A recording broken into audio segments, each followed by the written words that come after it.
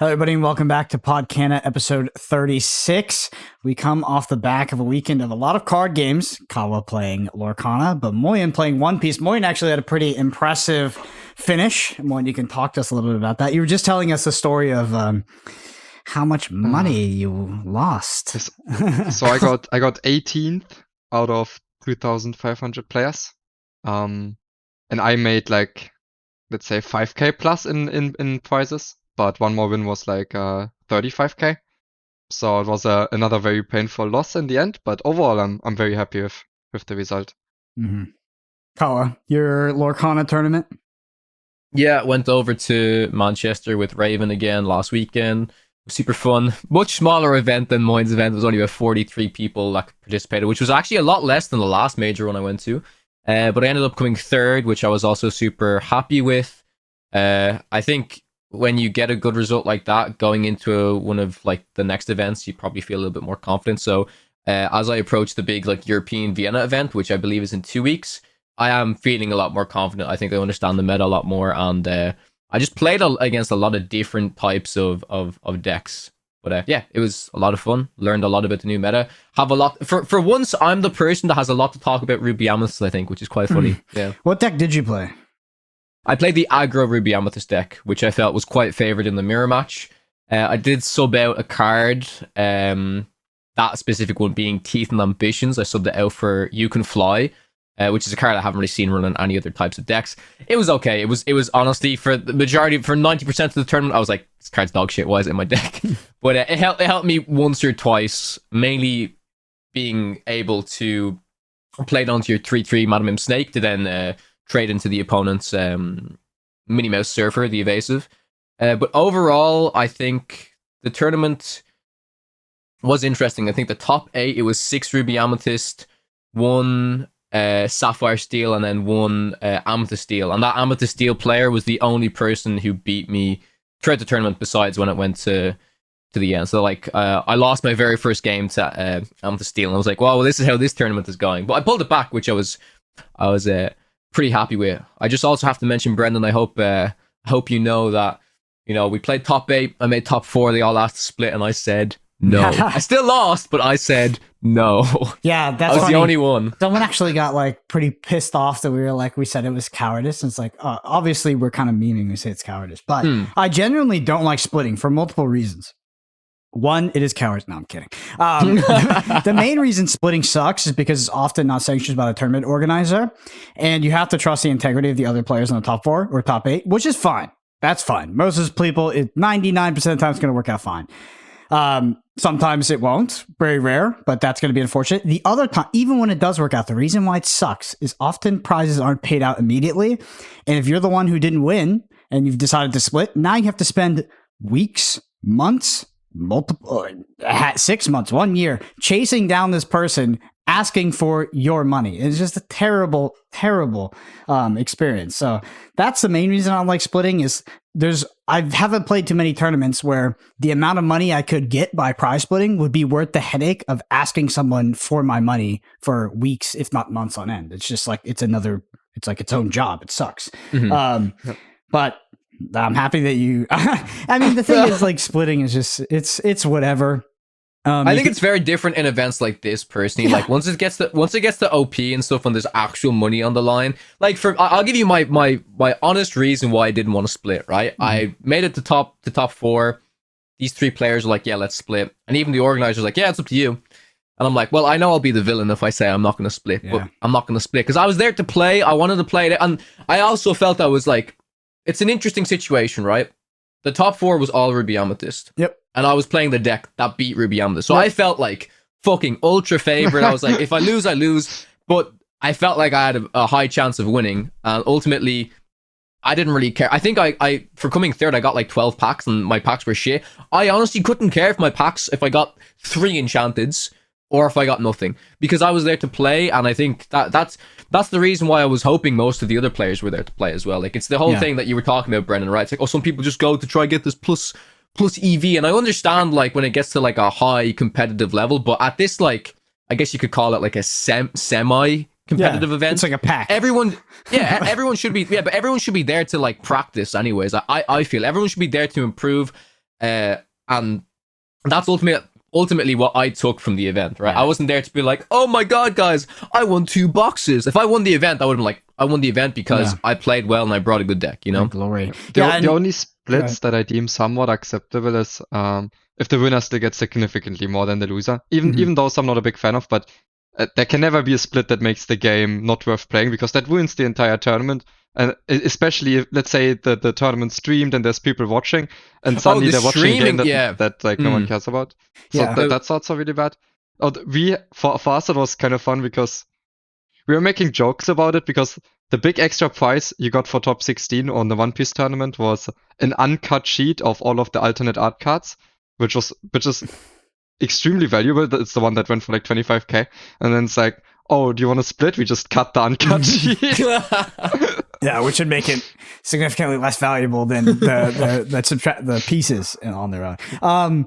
Yeah, there's something you said there where you're like, oh, I know I'd become the villain. That's something that's worth talking about, because you will likely, unless you're seasoned or you just genuinely don't care, you're gonna feel like that, and that sucks. It does feel like you're the odd one out. I did feel like that. Yeah, there was one guy there that walked over to me and is like, "Oh yeah, we're splitting." And I was like, "No." He's like, "Wait, we're not really? Yeah. Are you sure? Come on, why not split?" I'm like, "Okay, now we're definitely not splitting." Yeah. You know?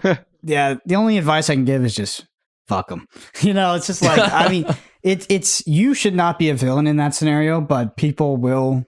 Like they will treat you like that, yeah. But those people are in the wrong. People who are entitled to splitting are entitled to wins in card games. Like those are the worst card game players. Like anybody who walks away from a match, whether they lost and they're being aggressive towards you or you didn't split with them, if they felt entitled to the win of a card game, those people are losers. So I just don't entertain that. But what you talked about as well is you're like, you have the counter deck.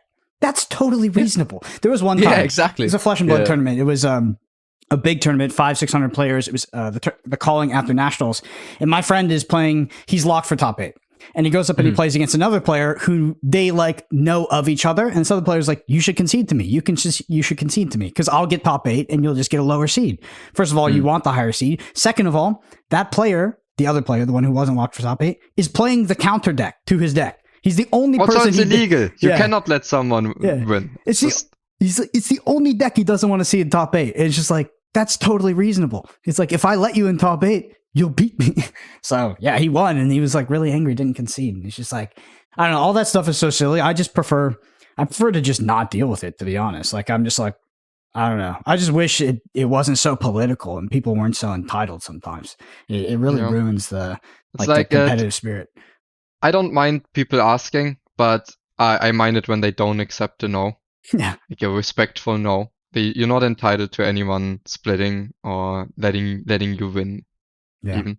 I have a sorry to interrupt. I have an interesting point as well, and it's something I only learned at the event. I don't know if many people have been talking about it, but it was the whole idea. You know, I asked one of the organizers, because the people who ran the event in Manchester, a few of them are either employed by or work a lot with an organization called Tournament Center. I'm not sure if you're familiar with them, Brendan. Very familiar with them. Mm-hmm.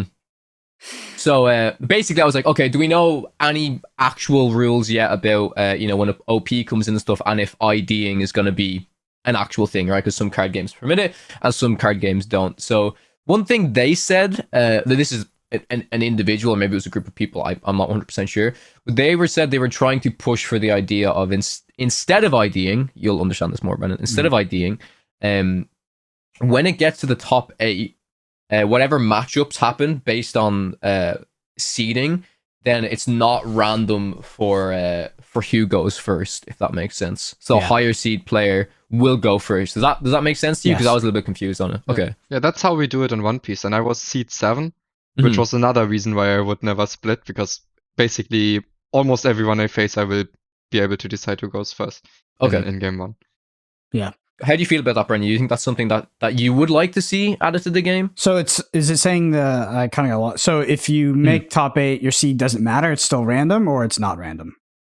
I think your seed does still matter. I think it is. I prefer that, because if your seed doesn't matter and who goes first is still random, then there's no reason to get like what 1 through 8 is the same. Having initiative and being able to choose who goes first and second, especially in a game like Lorcana, but even in a game like Flesh and Blood where it's way less relevant, it's a huge edge. Like it's a massive edge. Also, you should be rewarded for getting first or second. It's also it being rewarded that you get like first instead of 8th also disincentivizes people that have already top cut secured to go into any of these shady things of win trading or or IDing. So I think that existing is really good to prevent that from happening. I agree. Yeah. Cool. All right. There's one other thing I want to talk about, not related to Lorcana. It's Legend of Runeterra news. So Legends of Runeterra. So Riot is like laying off a bunch of people, downsizing. Legend of Runeterra is transitioning to be a PvE game. So they're getting rid of basically they're not supporting PvP. I don't know all the details, but like expansions won't really support it. And of course that probably means OP is sanctioned OP is probably totally gone. People listening is like, why does this matter to us? We play Lorcana. The reason this matters because Legends of Runeterra was sort of the bastion for free-to-play card games, or free-to-play-esque card games that were monetized by cosmetics. And as that one fails and will fall by the wayside, it only further incentivizes the Marvel Snap type of monetization, which is effectively just a gambling money extractor. Gotcha game. I'm very invested in Marvel. All of us are. We all play Marvel Snap. And I love the game, but I will openly say that it is an absolute psychological money extractor. Like it is borderline immoral. And it's really unfortunate that one of the top free to play online card games, digital only card games is going to basically die. I understand it's going to be PvE, but that is a huge hit and it's big news to be honest. And if Lorcana ever goes to a digital client, an official digital client, I hope that we get more of a Legends of Runeterra model rather than a Marvel Snap model because those they're bad. And if you can't play Runeterra failing is just so scary because it just means any developers might be a little bit more scared trying to do this card games. Free to play model because it is very hard to make it sustainable. Yeah. It's actually in a very, very side addition to that point. This weekend, I don't know if it was this weekend, but recently the new mini set for Hearthstone came out, and I was obviously over in Manchester with Raven. He was like, "Oh, here's the deck, whatever." So I was like, "Okay, I'll log into Hearthstone for the first time in 2 years." The amount of stuff the game gave me for coming back, and it's something that does not happen in other card games like Marvel Snap, right? It's and that's the whole idea. People are like, "Well, I've stopped playing the game for 4 months. Why would I want to come back? Even if something cool was happening, why would I want to come back?" I mean, Moyen knows this. Moyen's like, well, even if I wanted to, if Marvel Snap announced an esports scene tomorrow, which is definitely not happening, Moyen's like, well, either I spend my entire life savings to actually be able to play the game, or I just don't play. $2,000 buy-in. Which is completely true. If I never stopped playing Marvel Snap, okay, then I would still be playing. But then I would also like to still be playing. But it's as soon as you ever stop, it's very hard to come back. It's also, Johnson does these 3v3 tournaments for Marvel Snap. And I was asked to participate, but I was like, I don't think I can. I don't have cards anymore. I can't screw the people on my team just because I stopped playing for a bit and now I don't have the cards. So I had to decline, unfortunately. There's levels to monetization. Hearthstone is not a generous model by any means. It's gotten better over the years, but it pales in comparison to Marvel Snap. And I just hope, I hope that Marvel Snap doesn't set the bar. I think that Marvel Snap is, like I said, they're the way that game is monetized is borderline immoral. It's all about just psychologically tricking you into spending way more money than you want to, and it's way too expensive. So pour one out for Runeterra. Hopefully it doesn't set the wrong precedent in the industry. But it is significant news if you're a card gamer, even if you're a physical card gamer. It is significant. So just wanted to highlight that. All right, on to good news. The Lorcana official organized play was announced. So let's break it down. I'm just going to read this directly from an article. This is an article on thegamer.com.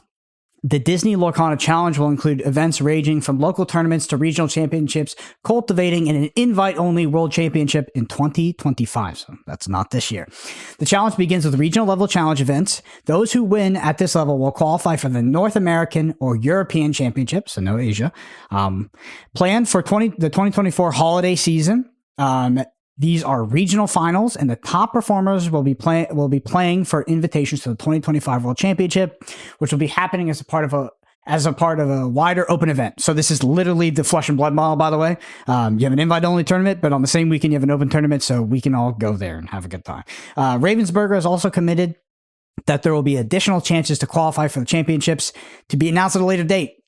That's big. Don't know what the hell that means, but yeah, I'll dive into that in a sec. Things like prize support, exactly how qualifying events will work, how to register and take part will be available on the Lorcana site from this March. So there's a lot to unpack here. The first thing I want to unpack, well, let's just talk about prize support. So there's two ways to go for prize support, or two sort of models, right? There's the One Piece way, there's the Flesh and Blood way. So Flesh and Blood puts up a $1.5 million cash every single year. And that cash is awarded to top performers at these tournaments. One Piece supports its players via promos. Those promos can be very expensive, but the market sets the prices of those promos. So I hate the One Piece system, mostly because it inherently trends downwards. It's Ponzi-nomic. It's not real value. The market determines the value. It's artificially inflated. It's not real. It can be lucrative for some time, but at any time that the price of these promos, the market's appetite to buy them at these extremely high prices can evaporate, and then all of that is gone, and the game is effectively dead. I hope that Lorcana is committed to an organized play system that rewards cash. It's not because I need money as a reason to compete, but cash helps people sort of get out to these events, break even on their money, make money, stuff like that. Because the promo stuff is not consistent. It's not real value. And while it can be lucrative for a time, ultimately, I really hope they go with the cash incentivization system. Lorcana has the chance to be one of the best competitive TCGs out there. There is no other card game that is bringing players from so many different aspects of card gaming like Lorcana. Like, the people we've had reach out to us, the people that are interested in this game are not people I've seen in physical TCGs before. Like, it is truly a melting pot, and it's setting the stage to become one of the best games and the most popular games out there. And I hope that Ravensburger recognizes this and does OP right, because it's critical. I know that Lorcana presents itself as a casual game casual game first, but organized play and aspirational content, giving players a reason to play the game, is really important, and I hope they take this seriously. It sounds like they have the base model right. It's just like compensation matters. I think this podcast is a prime example of exactly what you said, Brendan. We come from all different card game backgrounds, all three of us, and we've been drawn into Lorcana. So I'm super excited. I've got a question, okay, Brendan. Imagine it's March. The announcement is revealed. Yeah. They say $5 million in cash. Do you think... Okay, I don't think it's going to happen. Say they say that, right? Do you think it will literally... I imagine it will. It will incentivize a lot of other card gamers to hop onto the game and start jamming and start playing. I think a number like that would 100% do it. I've said it before on the podcast. I've talked to every single card gamer I know that doesn't play Lorcana. The reason they don't play it is to say organized play. They just need they need a reason. Like, they just need something to aspire to. Also, by the way, because I was talking to my friend Majin Bey. He's by the way, it is 5 minutes now. My friend Majin Bey, who I guess is / kind of was like one of the biggest Runeterra streamers. And I was like telling him, I was like, dude, you gotta check out Lorcana. Like, it's actually really good. Like, it's way better than I thought. And I was getting roasted in the chat. People saying Lorcana was shit. Everybody I know who thinks Lorcana is shit has literally not played the game. They're like, oh, it's too simple. It's a magic clone. It's just like, so many people are, at the One Piece event, because people know that I play Lorcana as well, they were all like, do you like Lorcana? I'm like, yeah, it's fun. I like Lorcana. They're like, but it's so slow. It's like, you have to play a character the next turn it quests. It's so slow. But I don't know how much they've played the game either, and maybe they should give it a try. I think that's what it is. Yeah. For the promo cards, I think like reward system. I think for One Piece it can work for like a very long time because there's enough crazy One Piece fans, right? It's and if it can work, I do think the model's great because it basically means that the organized play huge prizes will always be sustainable for the company doing them because all they're doing is printing out cards that are rare. And if that's enough to have people make money off that game or live off playing that game, I think that's great, right? It is a little bit like the values are fluctuating and it is a little bit risky, and you don't know for how long they will be keeping this value or and stuff like that. But for me, for example, in One Piece, I can immediately sell the cards I earn, and that's more prize money than I ever made in Hearthstone even. Yeah, it's definitely better than nothing. Flesh and Blood does both. Yeah, but it's like imagine because let's say Flesh and Blood currently has 1.5 million each year.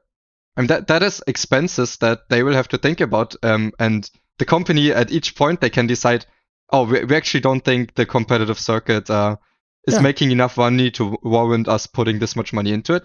While the promo cards, like it's a cheap way of doing it, right? It's like you just print cardboard and then suddenly they're worth money. But like a company should invest in its own organized play. Like I think so. We as the player agree, base are but the giving companies don't always agree. Hearthstone keeps taking money out of organized play. Yeah, but if they don't agree, we stop buying their cards. Like that's just how it works. Like they should be reinvesting some of the money that they make via us as players into the competitive circuit, because the competitive circuit is what's making us buy the cards, what gets us interested in the game. It's a symbiotic relationship, but.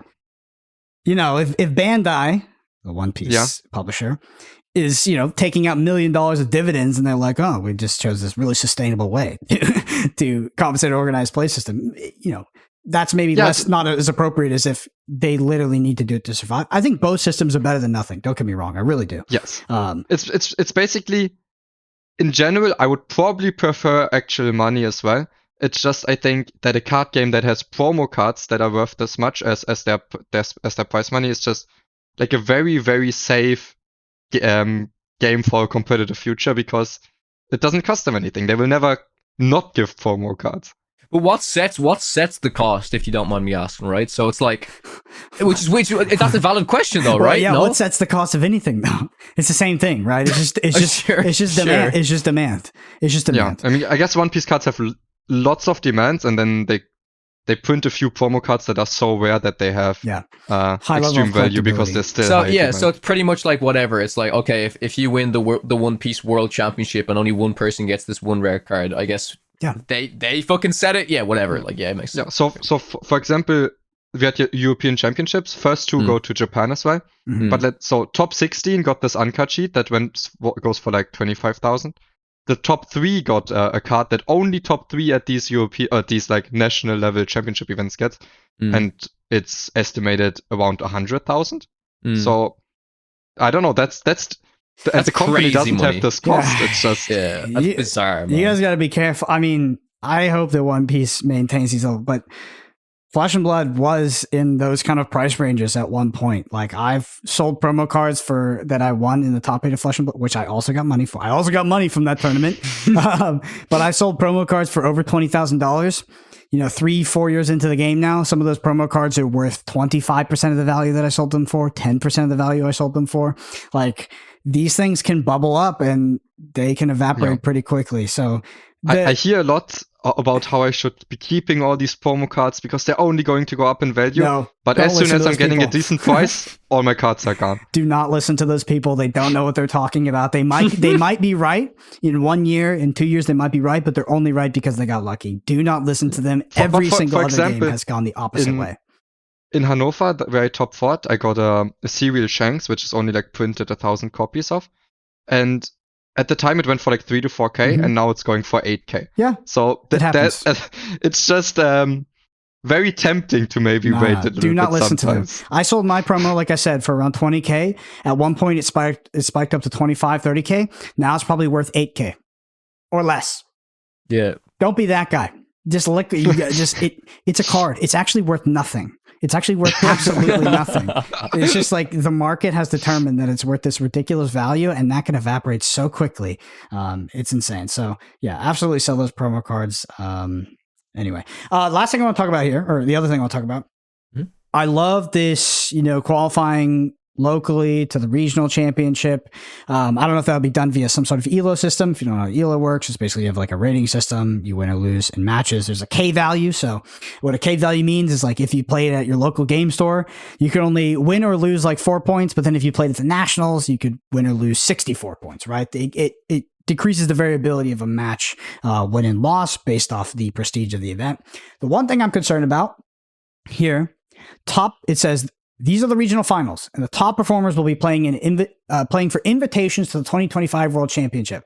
So 2025 World Championship is a invitation-only tournament where players that top regionals will go.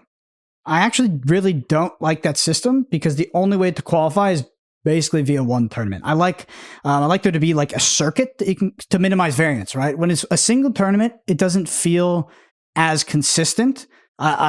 I prefer like ELO-based systems or systems where it's like, oh, we have this circuit of tournaments. And if you do well across many tournaments or you do well across a year, then you can qualify for the World Championships. The World Championships only inviting people who do well at and this is what the article says, at the regional, which is the highest prestige event that precedes it. It's going to be a bit of a crapshoot, to be honest. It's going to be really hard to go to Worlds.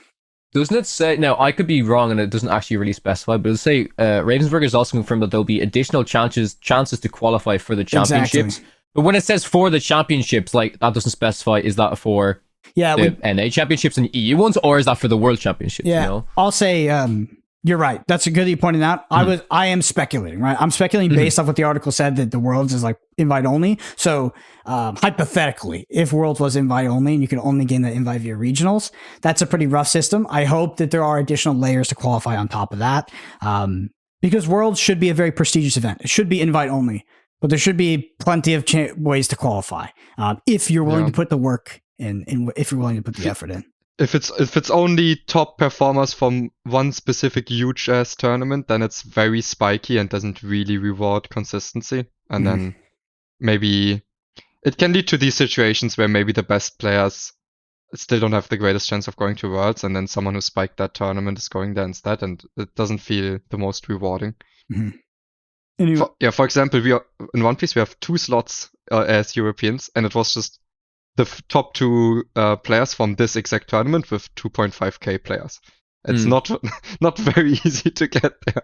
I don't want it to be easy. It's maybe involves a little more variance than we would like. Yep, sure. And speaking of promos, they did show us the promo here. I don't know if this is like the regional circuit or something. No, so this is for the set championships. This will be taking place during set 3. From my understanding, the official OP will launch in May, which I think is going to coincide with set 4. So I think this is kind of cool because it gets players to be a little bit more competitive, get in the mood for OP during set 3, and then as soon as set 4 launches, I do believe that's when OP is actually going to begin. Hell yeah. This looks awesome. This Stitch Rockstar. This promo looks great. It looks very unique. Also, Lorcana rewarding players with promos for actually performing is sick. Like right now, let's be honest, it's not like that. It's most stores, I mean, I think it's up to the local game store. Most stores are pretty antithetical to that, right? It's like show up. They do whatever they want. Yeah, realistically. Yeah. And it just goes to whoever. It's not really performance based. It's up to the store. But it's cool to see real promos that you can have in your deck, or you can sell for money. Like you said, there's a way to fund your competitive ventures, but there's a card you can have in your deck that you can earn as a player that is sort of like indicative of like you worked hard for this. And that's cool. I think that's cool. And I'm happy that they've added that to the card game. The card looks great. It looks fantastic. Overall, I know a lot of people were down about the Lorcana organized place. I heard about this as well. Yeah. To be honest, and I know like on this podcast, I compare everything to Flesh and Blood, which is the premier organized play system right now. I have a lot of thoughts about Flesh and Blood, good and bad, plenty of bad, but it is the premier organized play program. And I compare everything to that. And you've heard that a million times in this pod already. But this is a good announcement. I know that this announcement has no substance. There is no substance. It doesn't give us any details. We don't know what to do. We don't know, like we basically know nothing. But Ravensburger has they have their head in the right, like they're thinking about the right things. And this is a foundation that could set up for a very good organized play structure. Let's be honest. Ravensburger could have announced none of this. They could have. Yeah, that's very true. They could have just been a casual card game. They could have not done OP. They could have left it up to the grassroots.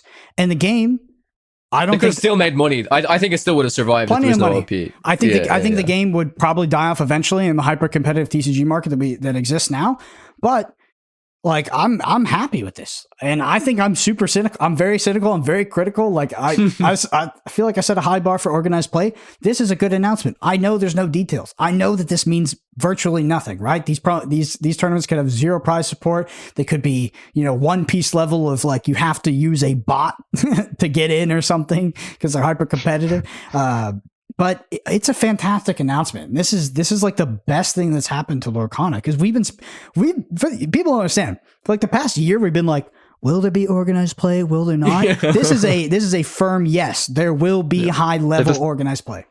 This entire podcast was a little bit of a gamble on that OP exists, and so we're all very happy that it will exist, even if, of course, maybe in an announcement like this, people would want to see more specifics. They didn't want just, there will be tournaments and there will be prizes and here's maybe a stage. So I see where the disappointment is, but I think overall this is just in the a step in a right direction, and we can wait for the specifics to be announced at a later date.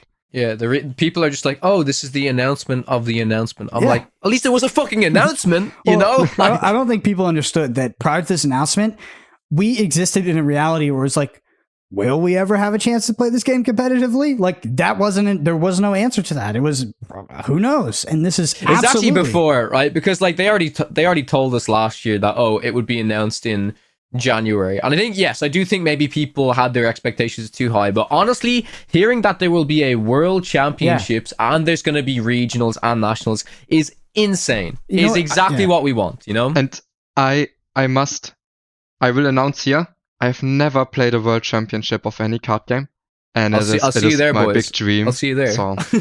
Well, we'll all be at that tournament no matter what, because there will be another big open tournament on the weekend. Yeah. But like you said, like we knew there was going to be organized play. This is way different from that. So this announcement literally could have been, hey, we have organized play now in 2024 and 2025. We're really ramping it up. Now, if you go to your local game store in your Disney t-shirt and you sing the song with perfect lyrics, you now get 2 pins. That actually could have been the announcement. And I know that I could get flack for making fun of that. And I hope you understand it's in jest. But like, I'm just trying to point out that it's very hyperbolic, where the announcement could have been significantly different from this. Them saying there's going to be a regional circuit, national championship, North American, European regionals, and a world championship. That's huge. That's way more than I expected. I'll tell you that. It's way more than I expected. So very, very good announcement. Just 2 more things I want to point out just in regards to this announcement, because the announcement was it's quite interesting. A lot of these news outlet sites kind of, obviously talk about, Lorcana getting a huge OP thing. For anyone that's really interested in this Stitch Rockstar and also the playmat, some of the websites were saying that the top 2 players within the set championships, which I'll get Brendan to read out exactly what that is now, just in a minute. But originally on some of the websites, it said that the top 2 players will get both the promo card and the playmat. On the official Ravensburger article, it's actually top 4. So more people will have this than people initially thought. And then the second thing I want to point out, it may be mentioned in this article as well, is they're actually doing, like, it's not all OP hyper competitive news. For any of you who like love Disney, or you just want to try and get more people involved in the game, like how we want to get more people involved in the game is get our known card gamers, people who love to compete, into this, because that's what we love, right? But there's some really good news that they announced that they're basically doing like I think Pokemon have like this thing where it's like, like your first battle, or like Magic the Gathering have like their starter thing, like learn how to play the game. Lorcana is introducing a new thing like that. I don't have the details in front of me, but I did read that somewhere, that it will help people understand the game. Mm-hmm. Obviously, as Brennan mentioned, a lot of experienced card gamers will be like, this game's so simple, it's so slow, whatever. But for a lot of people, it is their first card. It is their first. It's my first physical card game, but Lorcana is a lot of some people's first card game, right? Yeah. So having a system like that, I think, is going to be really, really good. In general, it's proven to be good in Pokemon and Magic already. So Brendan, do you mind just reading out just underneath the section of the Stitch Rockstar there, just so we get some more information on the set championships? Okay, hopefully we're looking at the same. I think we are. It's the link you linked. Alongside the competitive circuit, Lorcana will be running set championships starting in April in qualifying local game stores. I can explain this to you because Flesh and Blood is the same thing. They aren't connected to the regional and world championships. Interesting. But do offer exclusive promo cards and playmats for those who do well. For the first set championship, the top 2 players, we just talked about, that's not going to be it for the Stitch. Since the launch of the first chapter in August, Lorcana has been primarily focused on cultivating local scenes with more casual events. Yes, these often prioritize sporting conduct and introducing new players to the game over necessarily winning, although stores still run their own competitive events as well. So Flesh and Blood has this.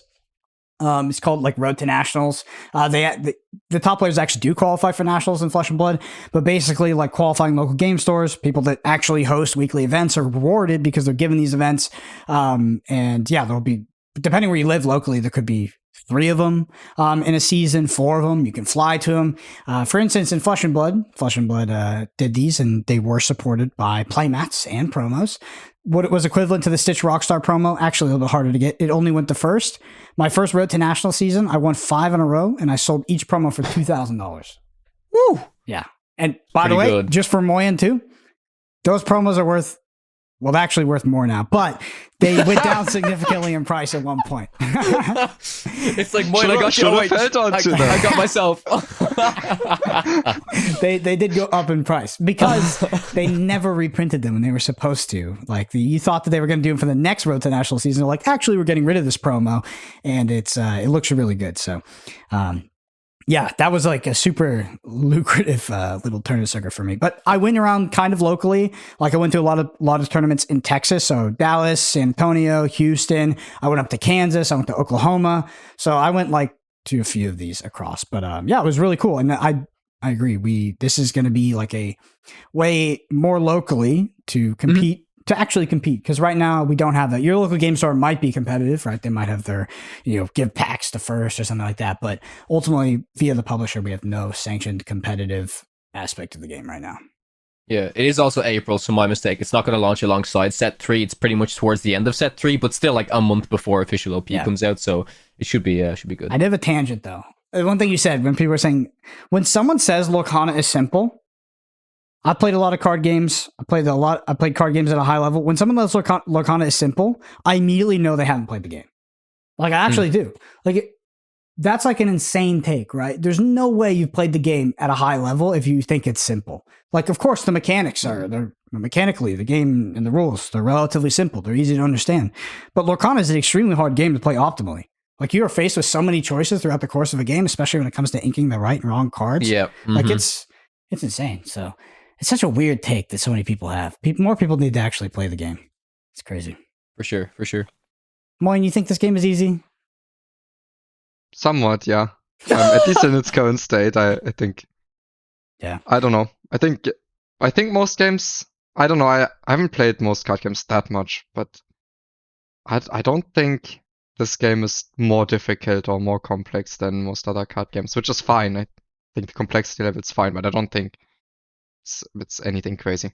Well, I don't think you call yet. it simple either, right? Like, simple, like, simple is a weird word, right? Because some people are like, simple as in, like, too easy, but the game is simple to understand, right? Simple to play and simple to, you know what I mean? But there's a lot of depth in the game, as Brendan mentioned with inking, right? There's an awful lot of depth, huge deck building requirements, all of this types of stuff. And I think that's the things that people will just, like, when they look at it on a base level, they'll be like, oh yeah, it's basically just how you play Magic or how you play Hearthstone. It's the same system, right? Like, but I mean, at the end of the day, there's still super unique mechanics to the game as well, right?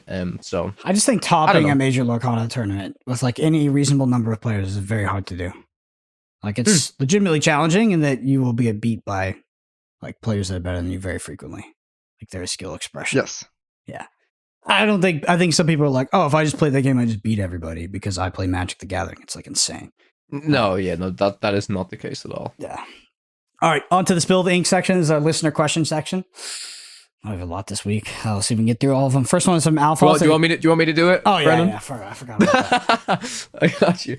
All right, first one's from Alphos. Solid podcast. Love hearing y'all's breakdown of the tournament meta and transferable skills from previous TCG/CCGs. I want to give a huge shout out to Alphos. If you guys aren't subscribed to Alphos, please do. He makes really, really good deck breakdown videos, often highlighting decks from other players, not just himself. Most recently, some of the innovative ones we've seen, not just like your meta decks, right? You've seen like green Mufasa stuff, or some of the crazy weird Tiana decks. Really good editing, really good content creator. So shout out to Alphos. He will actually be joining me in Vienna, so I'm not going to be alone, which is honestly, that means a lot more to me than people will probably realize. Like, going to events, traveling alone, it sucks. It actually sucks, right? So at least having one person there with you means a lot. Like, 'cause, you know, you want it to be a social event. So next comment is from Randers. The Magic player in me seeing nothing to hide being played makes my heart warm. Hand info is universally good across all games and will only get better with time. This is a card that I saw a lot in the tournament over the weekend, primarily in Sapphire Steel. The reason being is because against the Ruby Amethyst player, she's like, oh, do you have the be prepared? And then you can decide if you want the wheel, or the other way around. If you wheel and then you see the hand, oh, they have a be prepared. It was very good. My girlfriend Kim, she was playing it against me, and I thought it was good. Are Brendan and Moyen about to laugh right now, saying this take is just absolutely... don't do this. Boys, don't do this to me. Don't do this to me. I picked this comment for a reason. I'll say that. They were... I'm really happy when anybody makes a comment on a video. It means a lot. But this person did think that they were agreeing with us. They thought that we held this position. We do not. We actually think that hand info is very, very overrated. And that... Yeah, so it's like... Brendan and Moyen, just so you guys know. No, it's just... I don't know. I think, at least from our card game background, we have witnessed historically hand info very often being extremely overvalued. And Magic, it's really bad as well. So, yeah, sorry to interrupt. I don't know. I this person said in Magic. This person says in Magic it was very, very good. It only got better. Yeah, that's not true. It's just not. I mean, it's good. It's not bad, right? But you wouldn't play a card just for hand info. The reason why you play Thoughtseize, and sorry for the Magic references, because you take the card. The reason why you played Tactician Pro was because it cost 0. You didn't play Peak. It's pretty similar in Lorcana that it is to Magic, where it's like, it's nice to have, but it actually might win you a game sometimes, but you're not going to play a card for the hand info. Yeah, it's like, but I guess Nothing to Hide is good currently because it has the specific edge case of your deck gets to play a whole new world, which is fundamentally broken, and their deck gets to play a card that wipes the entire board, and you need to know whether they have it. Sure. So like, yes, it's very good right now, but I would say in general, hand info is usually a little overvalued, not undervalued. I think that's fair to say, because honestly, outside of that use case, I don't know how. I guess the only to be fair, that deck also ramps and plays off curve. It has redundant resources all the time. That's why you can cast a ton of cards that can trip and make you go down -1 resource. Like if you're in a deck that was very reliant on playing on curve, whether it's an aggro deck or a mid-range deck, you'd have a significantly harder time playing this card.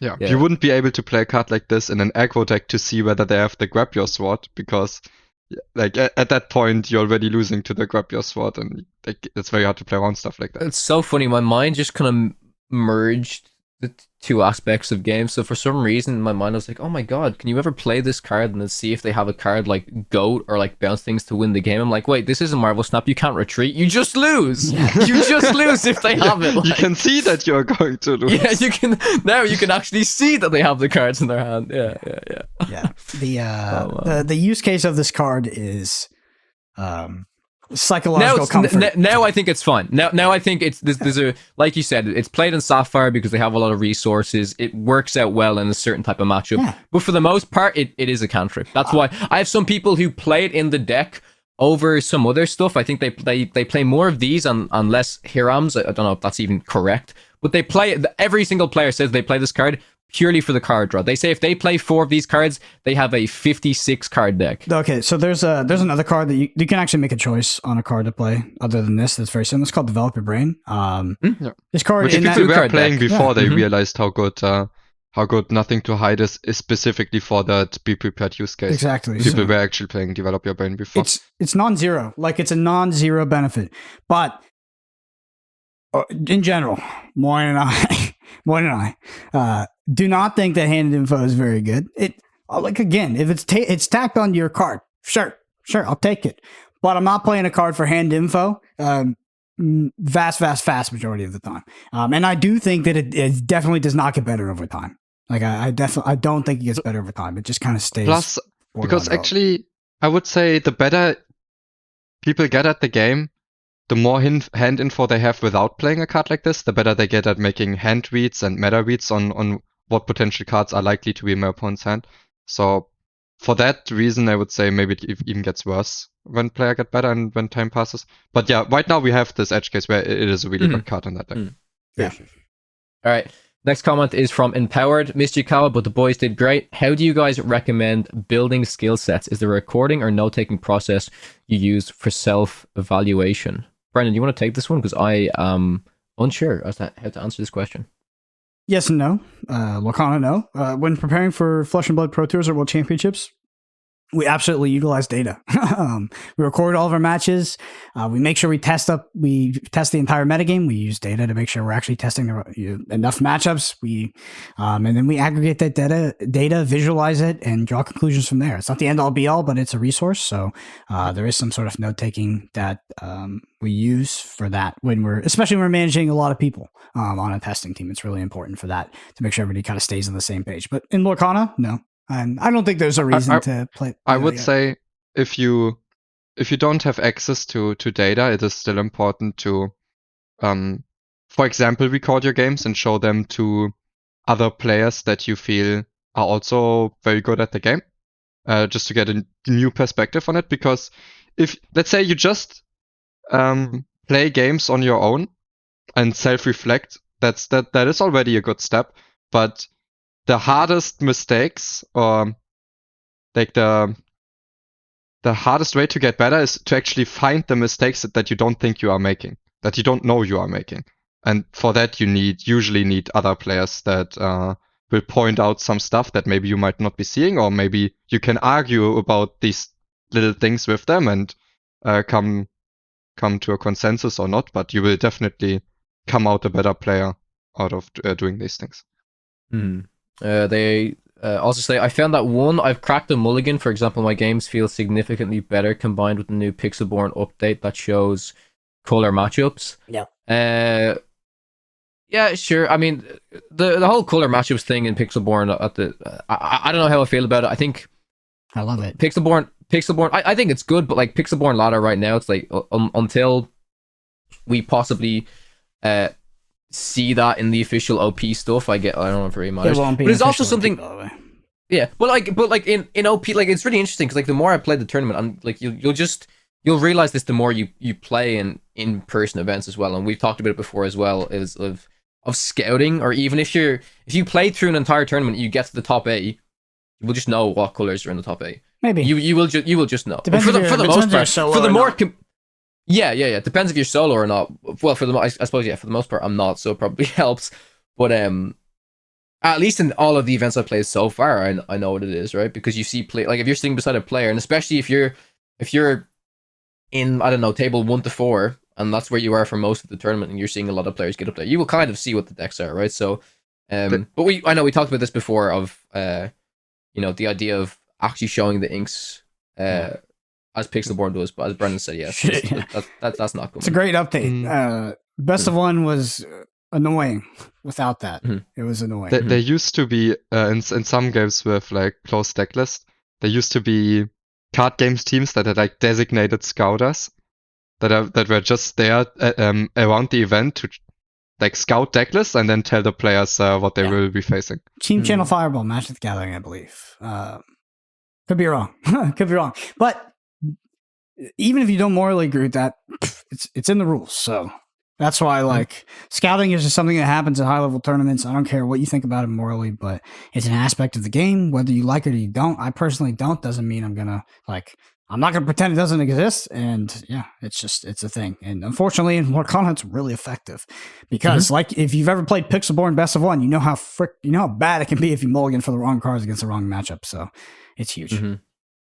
Also says, I'm enjoying being at the forefront of a new TCG and happy to spend the extra time if rewatching matches levels up my own skill set faster. As Moyen mentioned, yes, this is a great way to try and improve. Rewatching your games, recording your games is always good. But I also agree with Moyen. I think trying to share it with anyone else who's also really experienced the game, you just see some things that you won't see, right? Yeah. If it was up to me, I'd check out that Moyen coaching, I don't do Lorcana coaching yet, but maybe yet is the important word there. Yeah, if you have some big tournaments and I'm really like at the forefront of those and at the top of the meta, then I will definitely consider doing that. Just as well. pay him in promos, guys. That's all he accepts. That's all he wants, yeah. Just tell him they're worth something. Yeah, no, I think that's the hardest part is finding mistakes you don't know you're making, right? Like that's really tough. That's why I think that one of the most important things for improving at a card game is just surrounding yourself with the right people, like the right minds that can help you improve, because it's very, very hard as an individual. Next comment is from Zero Skater. Shout out to Skater. I don't know if he currently still is, but was at one stage the rank 1 Pixelborn player. Thanks for the shout out. You guys must have shouted them out when I wasn't here. I finished 7-2 in Swiss with my discard deck. This was for the first Tia Beastie tournament. Just barely missing out on the top 8, losing round 9 to Haymaker. My only other loss was to Jebas, where I bricked game 3, so only losing to players who made top 4 is pretty nice. I do agree with you, by the way, that discard is very reliant on its combo engine, so it isn't the most consistent, but I do think it's consistent enough, and you sleep on it a bit. Great tourney coverage. Can't wait for the next episode. I think you talked a lot about discard, Brendan. I know your personal opinions of the deck in terms of you don't find it the most enjoyable to play, but you did recognize and you did say that, you know, if you hit your engine off the start, it's pretty insane. I have my personal opinions of myself as well, which is like, I'm biased against the deck. I hate the deck. Like, I hate playing decks like that. They make me die inside a little bit. When I don't have cards in hand and my opponent is winning on board, I'm like, well, what am I doing? So that being said, the deck is probably better than my mind will accept, because I can't stand playing that deck. 100%. All right, next comment is from Waifu. I agree with Brendan's commentary on how cards that give +1 value end up helping win a game in the long run. My question for next week's podcast for you guys is, what are your thoughts on Amethyst Steel, specifically the Blue Fairy Floodborn package? I like it a lot because it feels very control based and it rewards you for knowing what to mulligan depending on the matchup. Swords for the hyper aggro matchup, etc., while replenishing your hand as well. I also think being able to bounce back top end cards like 8-cost Ursula, 8-cost Elsa, 7-cost Ursula, and Giant Tinkerbell with Madame Mim cards is just so powerful. Love the podcasts. I mean, this was addressed to Brendan, so I'll give it some Moyen. Moyen has more thoughts on the Blue Fairy, don't you? No, I think Blue Fairy Floodborn package made the deck a lot better than it used to be. It's just the meta shifting towards more Sapphire Steel did hurt the Steel Amethyst deck quite a bit, and I still don't see it beating Amethyst Steel, Ruby Amethyst. So I still think the meta's just kind of hostile towards it. Other than that, it's a pretty good deck. I think, I guess the bouncing your high-end cost card, I don't think it's that powerful. I think it's like, your bounce cards are extremely versatile, and that's good about them, but it's not like a crazy powerful application of those bounce cards to be bouncing your Elsa or Ursula. Yeah. No, agreed. I think the deck is very good. Like I said, it's the only one that I lost to. But that being said, I mean, I signed my agreement when I played an aggro deck against any steel deck. So but honestly, I'm impressed with how it's evolved. The specific list that I looked at had a lot of obviously Floodborns to take advantage of that Blue Fairy package.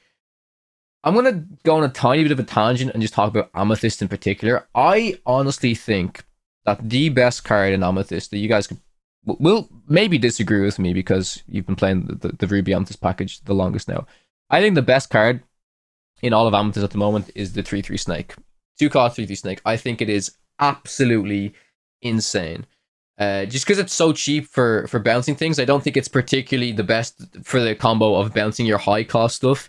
I mean, I've seen situations where my opponent's like, oh, I'll play Elsa and I'll bounce it back. I'm so smart, and I was like, whole new world. You just killed your Elsa. So, that's why I don't think that is as good, utilizing like the full, I'm going to go giga value mode on my cards. But I do think personally that the 2-cost 3/3 Snake is just insane because it's so versatile, because you get that early start, and then also because it can be valued towards the end of the game as well. Like late game, it can just bounce a Merlin Goat for the final law you need. But I agree with you that like the best application is the 3/3 on turn 2 that also puts your 1-drop back into your hand that you can then use as ink. Yes, that is its most common and its best application, I think. I agree. Brendan? I agree. I mean, it's just an overstated 2-cost that deals with like everything. Not even counting the bounce aspect. It's just like so many problems that you would face as a deck utilizing that card are solved by you having a 2-cost 3/3 on board. Like kills Simba, kills Lilo, doesn't die to grab your swords. Like the 3 is also important. Like the whole Mana Min package in general is just kind of OP, to be honest. Mm-hmm. Yeah. Yep.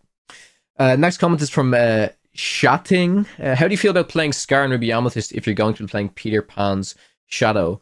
Of course, Moyen's going to be taking this one, but it is interesting. I didn't see any Scars at all in... I don't think...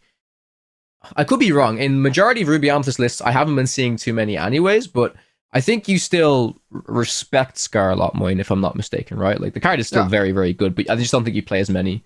So, yeah, in the top 8 of the tier tournament, I was playing 2 Peter Pan Shadow, 1 Scar. Mm-hmm. And I like Scar, but I think we should almost forget that Scar with Peter Pan's Shadow can kill multiple evasives, because it's kind of a world that will very rarely exist. I think Scar is a pretty good card, but not for that reason. Yes. I think it will be very rare that you have Peter Pan Shadow on the board and they have multiple evasives, and then you play Scar and kill multiple. That just doesn't happen. What I want to say is, we've seen a little bit of a shift in Ruby Amethyst list. There's more of the aggressive lists going around now, and Scar's not very good against that. It's just a little bit slow. I think Scar's at its best when it counters like Ember Steel type decks, and they're still. I think I watched analysis of like the last few tournaments and the decks that topped. It was like by a wide margin, it was Ruby Amethyst was the deck that topped the most. But I think second was actually still Ember Steel. So it has its application there, but it is still nowhere near as popular as it used to be at the start of the set and in the last set. So I think it's also fine to cut the Scar again. I do think that Maui and Scar stonks are going to go up moving into set 3, just because they deal with locations so well, right? Like, I know with Scar in particular, if you kill the location first, it won't reset because it has to kill a character, if I'm correct. I think that's what it says on the text. But Maui destroying a location is like super, super good now as well. Also, it doesn't take any damage, stuff like that. Brendan's smirking over here. I just can't wait to talk about locations, because I saw on Twitter and on our YouTube comments, people were like, oh, locations are so bad for the game, they're so OP. But like, nobody thinks about locations the right way. We're just like, they're kind of just bad characters. Like, your characters also passively gain lore. You just have to tap them. The locations come in tapped. Like, and they come in tapped, and they're always tapped. Yeah. And like, there was like a 0-5 location that came out and was like, dude, it's busted. I'm like, what? You would never play I think it was like a 3-cost. Like, you never play 3-cost 0-5, the quest for 2. It's like, I mean, maybe in some day, but like, it's not good. It's not great. It's like, whatever. I don't know. I just don't think locations are nearly as busted as people think. And I think when people think about locations, they're like, oh, this thing you can't interact with. It's on board. The passively gains lore. It's like the most interactable thing that exists. We did this comparison like 3 or 4 podcasts ago. Yeah, the one that you talked about, it was like the 2-cost 6 health location. It's like, well, isn't this just like isn't this just like a tapped character that's possibly gaining lore? And people are like, oh my god, it is. But now people are just like, yeah, I don't know. They forgot again. Yeah, they forgot. They just forgot. People are really. I don't know. I didn't look at the new cards. Maybe you have a lot of move synergy now, but yeah, you guys can see that if there's synergy, that's different. But people like synergy is one thing, and like, let me tell you something. If locations need synergy, like things moving onto them to be good, that should tell you a little bit about how good locations are without the synergy. They're just tapped characters. Like they're not good. Also, like they're not that good. Also, I feel like Brandon is like the player that hates synergy. Every card needs to be good on their own, always. Synergy, nope, I don't want that. Yeah, just that +1 value, baby. I play better cards. I don't care if they work together. No, I believe in synergy sometimes. All right, next comment is from Lawrence. Possibly gaining lore is a lazy and this is so funny. This is the next comment. Possibly gaining lore is a lazy and terrible card design, especially when you can manipulate with other cards for 3-4 lore turn over turn. Ruby Amethyst would still be a great deck, but it would be a much more fair matchup against the rest of the meta. I think this is referring to locations. It's just I would assume so. Locations are just, they're not that crazy. Like, yet. No, I think this is just referring to Goat and Book, because they're referring to Ruby Amethyst. Oh, I think that is true, actually. Yeah. How do you guys feel about that now? I've played it so much that it does, like, do you think it does it feel bad that if your opponent is on 18 lore, and you're playing against that, you're like, okay, they're probably just gonna win, rather than no, You know what feels bad? You play a game, you're playing whatever deck, dude, and you think you're gonna play a game of Lorcana with your opponent, and your opponent goes, "Oh, I'm playing Amethyst Amber. I just put down my cards and turn them right, and that's all I do. Yeah. I don't care. I'm going to discard your entire hand. That feels bad. Yeah, I don't care like what you're playing. I don't care what your game plan is. I don't care what you smell like. I'm just turning my things right. That's all that matters.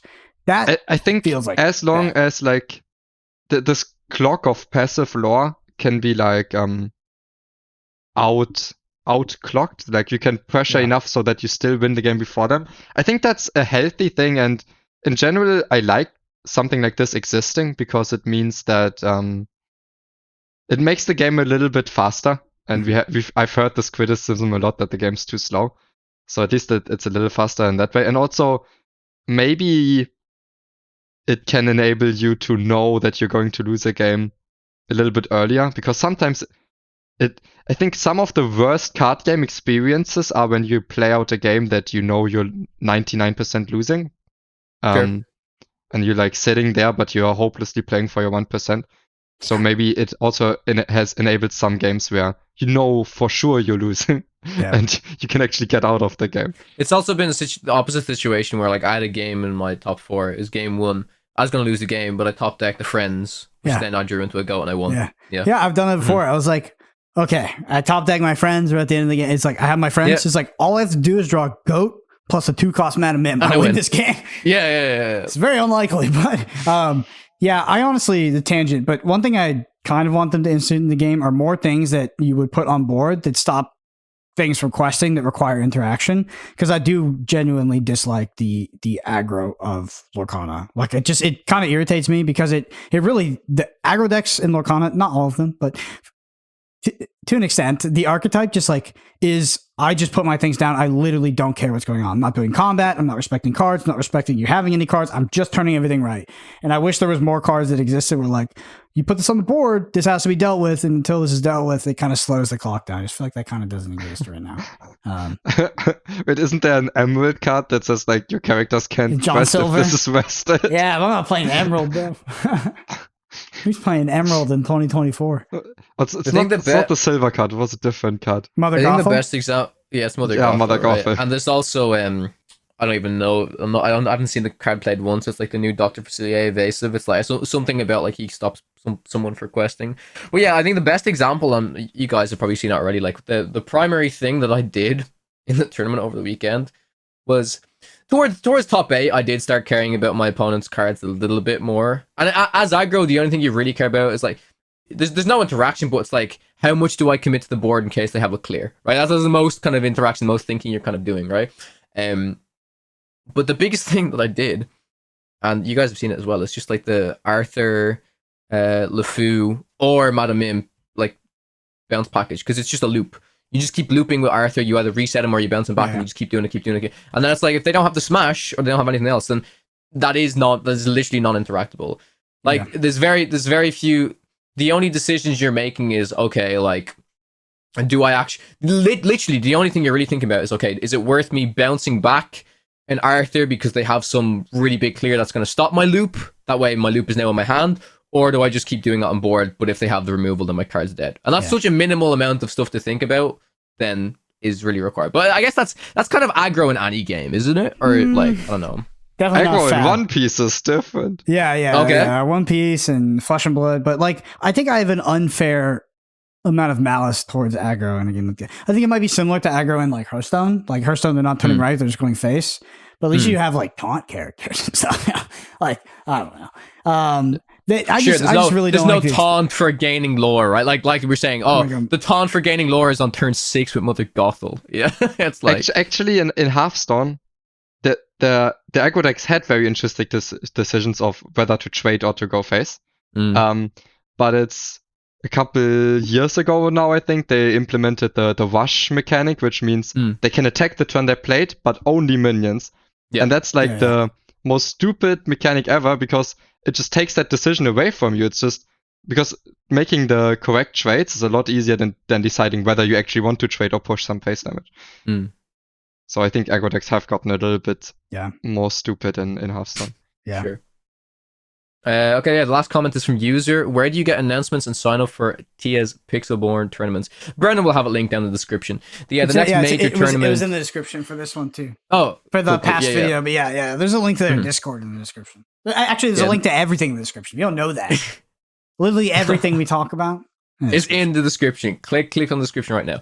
The next major one that Tia's doing. I think there's going to be a break this weekend because, like she was saying, it's weekly to bi-weekly. I would say more often bi-weekly than weekly. But the next one, there's going to be $1,500 prize pool, but this time there is a paying fee. It's going to be $15 to enter in. So it's going to be interesting because obviously the last one was free and that was like the biggest online one we've had yet. But I think for how much Tia is doing for this community, I don't think $15 is again, if you can't afford it, I'm not saying you should just pay it, whatever, you know what I mean? But like, I think it's fair because it's like a little bit more than if whatever you would pay for your locals per week, right? Like, what is it for you, Brendan? It's like $10 at locals or something like that. Bro, I don't even know. I just swiped the card.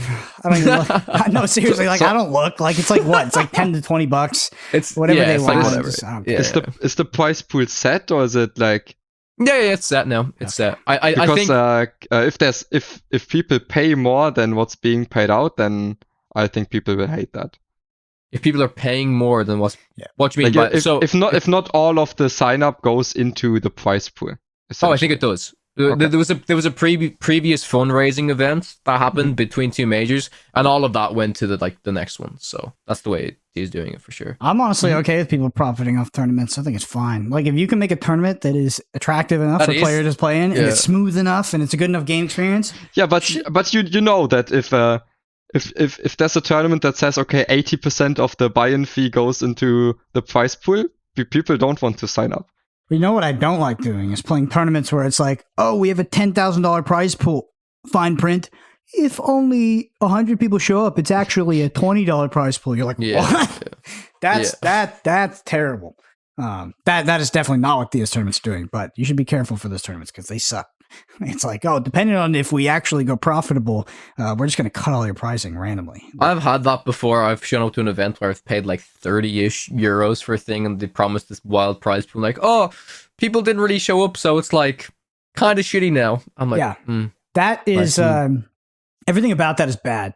And you shouldn't give people a pass for doing that. Like, there's actually not really reasonable excuse. If people advertise a high prize pool because they want to use it for, advertisement's sake, get people interested, and those people don't show up, and then they cut the prize pool, the people who did that are turds, and you should not let them get a pass.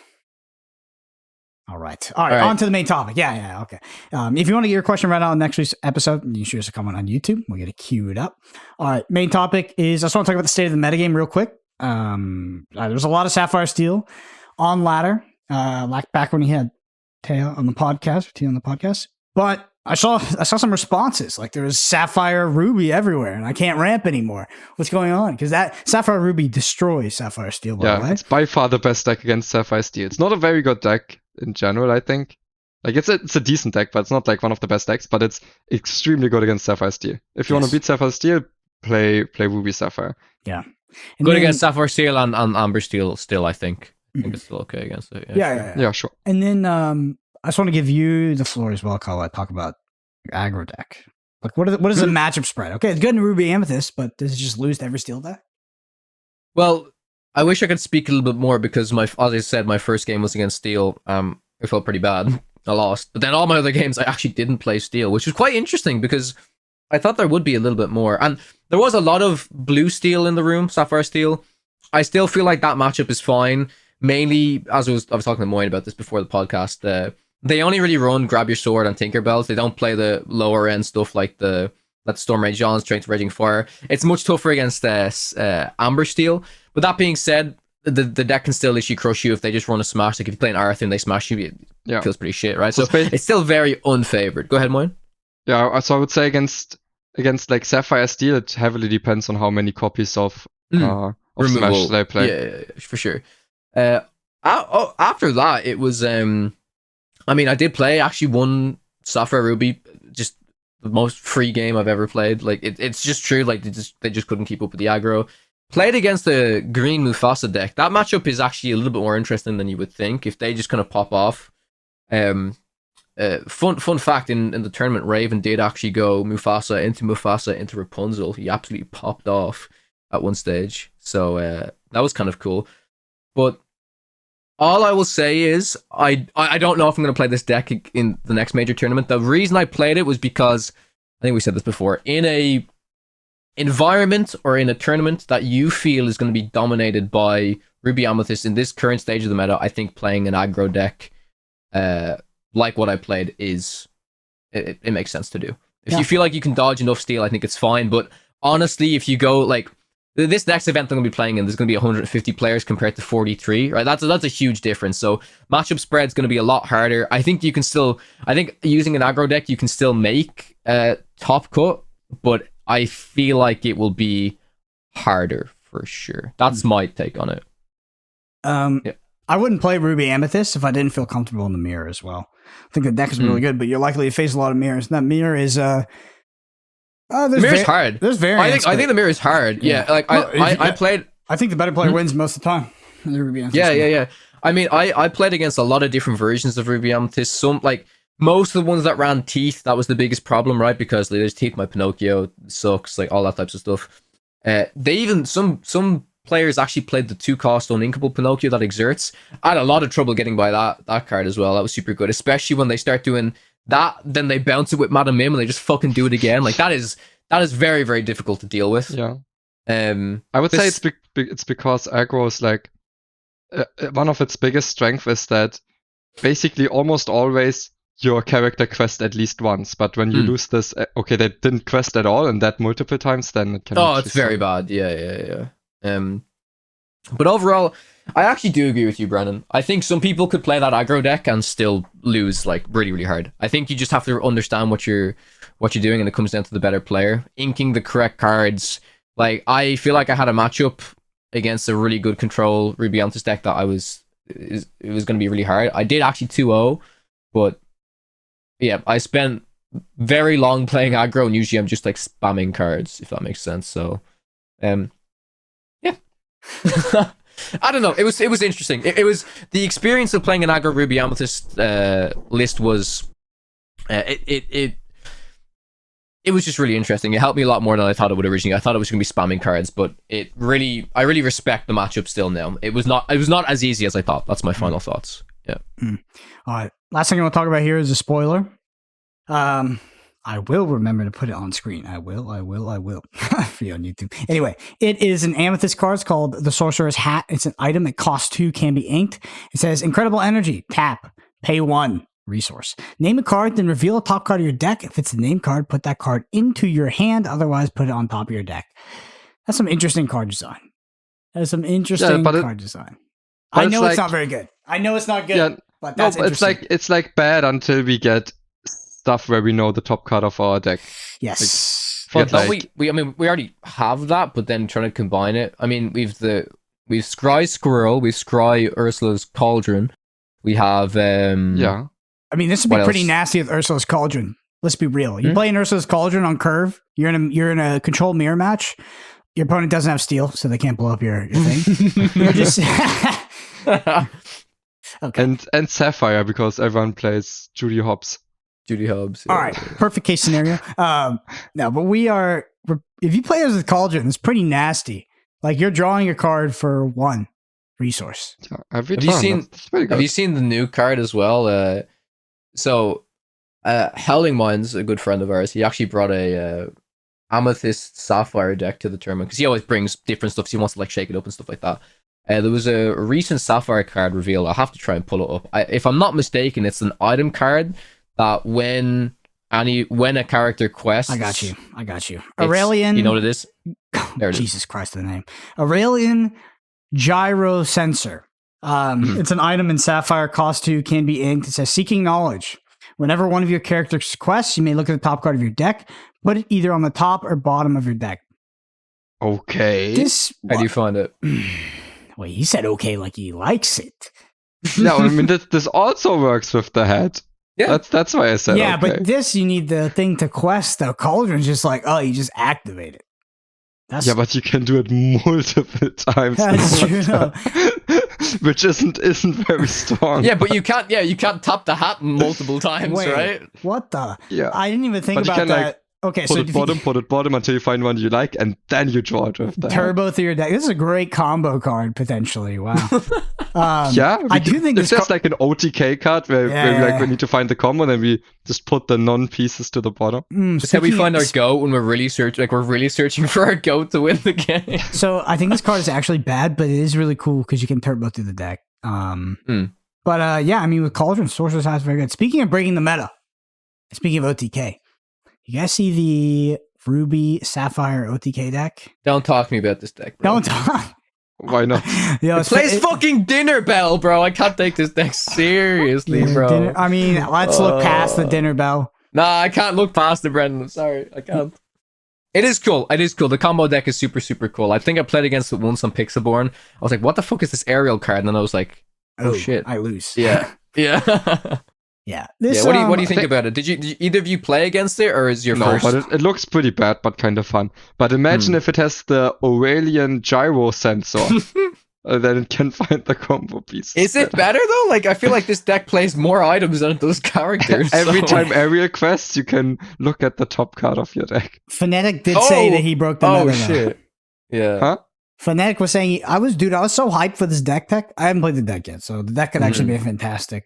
And I don't want to trash talk our boy Phonetic, but I was like watching his post on Twitter, and I was like, oh my god, we're actually gonna get some. I was like, when's it coming? When's it? And they came out, and I was like, all right. He hyped it up a lot. I haven't played. I don't know. The thing is like I can't. I have to reserve judgment because I haven't played it yet. I'll link it in the description again, but. Yeah. I'm judging it without playing it. Yeah. Isn't this aerial just like, I don't know. This aerial is also 3 health. Like, you have... This is literally OTKs in like, you have to play the card and just pop off, right? Yeah. Like, this aerial card, you can't do it as soon as you play, right? You can ready it from Summoning Sickness, if that makes sense. I'm assuming. Because if not, then the card just gets removed. It's a cool deck. I like it. I'm gonna play it. I will play it. So I'll try to. I'll give a verdict. But so it's not an OTK. Oh, it is an OTK. It's trying to be an OTK, right? But whenever you play an item, you may ready this character. That's that doesn't mean it can quest the same turn it's played. I think this one can. It does. It can, Moyen. It doesn't specify. Quest, yeah, it doesn't specify that it can't quest. All other cards say that it can't quest. Yeah, like the food and stuff. Okay, then it's at least less bad. Moyen's like, it's an OTK deck when Gyroscope comes out. Yeah. Last thing I want to say is I just want to. Well, one sec.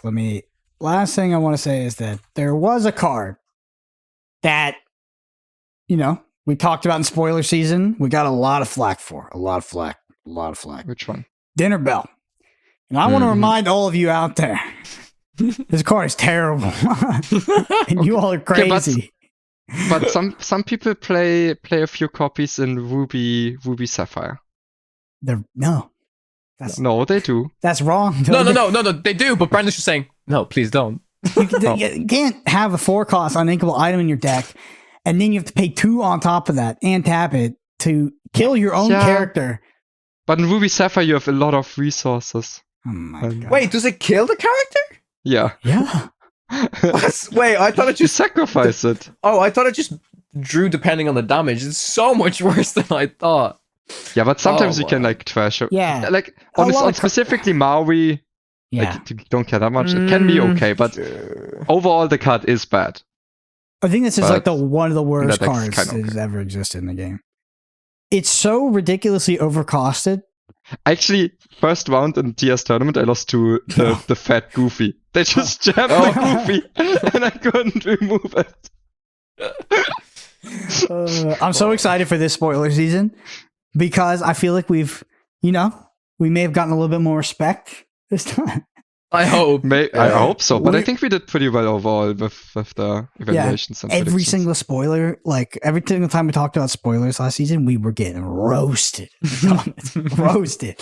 Let me tell you about Bibbidi Bobbidi Boo. Let me tell you about Dinner Bell. No. Let me talk to Zero Chihiro. Yeah. Yeah, where's that card going, guys?